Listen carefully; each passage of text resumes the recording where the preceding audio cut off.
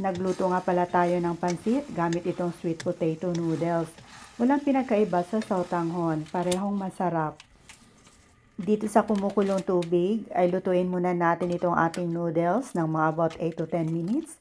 At pagkatapos ay i-drain natin at isantabi muna. So dito sa isang wok, nagpainit lang tayo ng kunting cooking oil. And then magigisa lang tayo ng mga aromatics. So nilagay na natin itong ating bawang at sunod itong sibuyas.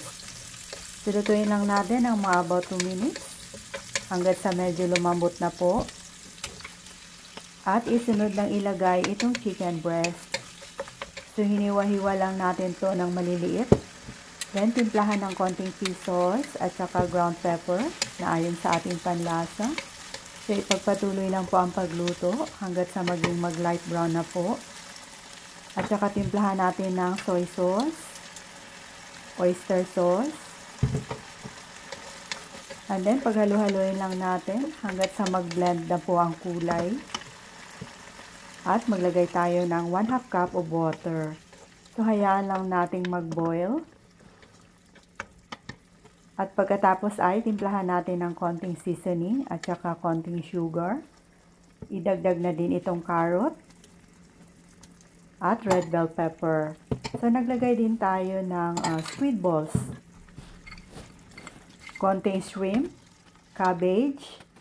At pagkatapos ay takpan lang muna natin to at lutuin ng mga about 3 to 5 minutes.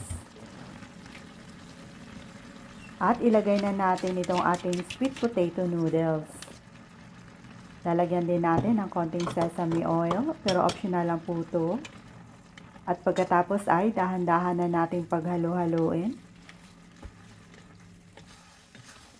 At pag okay na ay pwede na nating hanguin to at iserve kaagad habang mainit pa. So i-try nyo na din itong lutuin mga mamshay. Nako, ang sarap nito at siguradong magugustuhan nyo rin po to. So tara, kain po tayo. Maraming salamat!